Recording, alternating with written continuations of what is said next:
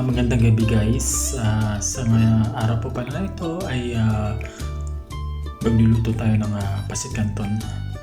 Yung ricado ko lang na ginamit dito guys ay carrots, konting sitaw, repolyo. Yan. Sinargat ko na siya guys kasi hindi ko na isinama yung gigisa ko ng chicken. Nilagyan ko na rin siya ng toyo at hinalo ko lang siya dito after na may gisa ko po yung hiniwa nating manok. At guys, naglagay na rin ako ng oyster sauce. Isa rin ito sa magbibigay ng linamdam sa ating niluluto guys. So yan, at nakita nyo naman sa video, kinakamay kasi hindi na matiis. Yan talaga guys, kapag may kasama tayo na nagluluto ay may ganyo siya natikman yung lasa. Naglagay rin pala dito guys ng magic sarap. Guys, isa ito sa kadalasang ginagamit ng ating mga kababayan, lalo na yung mga nagluluto kasi timplado na siya guys yung lasa. Magic sarap.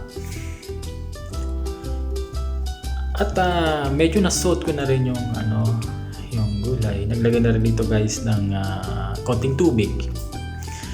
Tinansya ko lang guys yung paglagay ng tubig kasi kapag marami baka malusak yung inalagay nating pansit canton mamaya.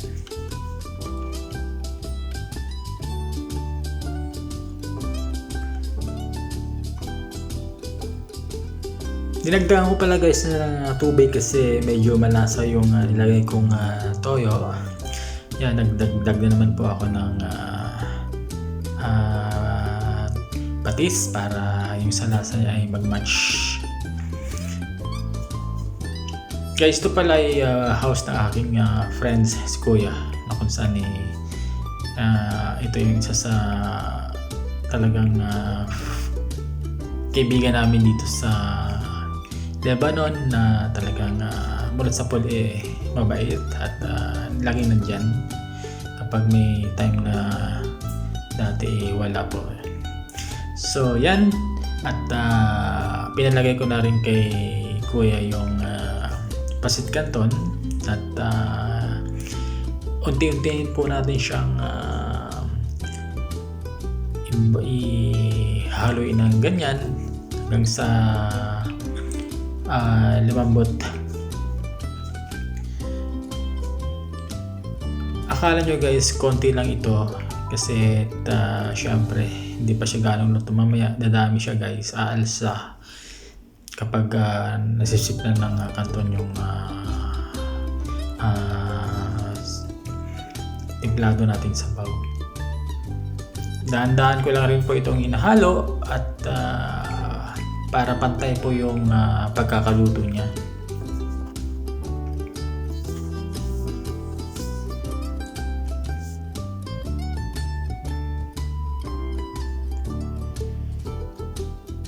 Kung mapapansin niyo guys, ang gamit ko dito kutsara, okay lang yan kasi mabilisan lang din siya.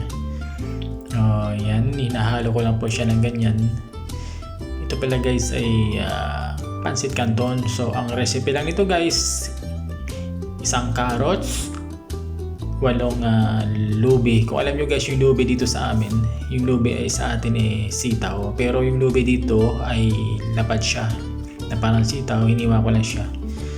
Tapos konting repolyo at syempre hindi nawawala yung pampalasa guys, manok, hiniwa lang siya na maliliit, saka yung toyo, oyster sauce, magic sarap guys. Yan.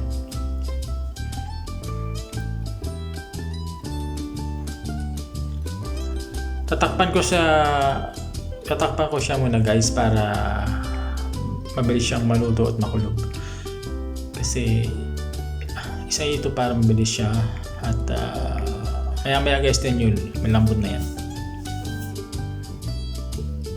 Ito, after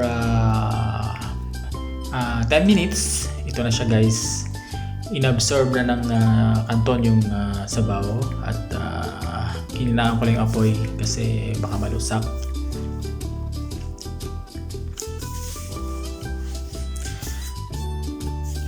Ito na siya guys. So makakain na kami kasi off ko pala guys yung time na ito. Yan, at paluto na siya. At after 3 minutes guys, kakain na kami. Ito pala guys ay share ko lamang, pero hindi natin alam yung sa iba na nagluluto ng pasit canton ay ganito rin yung pagkakaluto. At ito ay aming pamaraan lang, ako lang po ang nagka-idea. Minsan kapag hindi ko po alam yung mga shortcut, nanonood po ako sa YouTube kasi nakakatulong po talaga yung YouTube para sa mga video na nais nating malaman at gawin kung magluluto po tayo. Ito na guys, luto na siya at hahanguin ko na ito. Okay na okay guys. Luto na, malambot na rin yung niluto nating pasit canton at yan, ready to serve ito guys. Yun lang at wag po kalimutan mag-like at mag-comment guys sa aking video kasi this is for you guys at konting sharing at kaalaman po sa lahat. Yun lang at maraming pong salamat sa panonood at Ang mahal dyan, di ba? sa lahat at God bless. God bless you.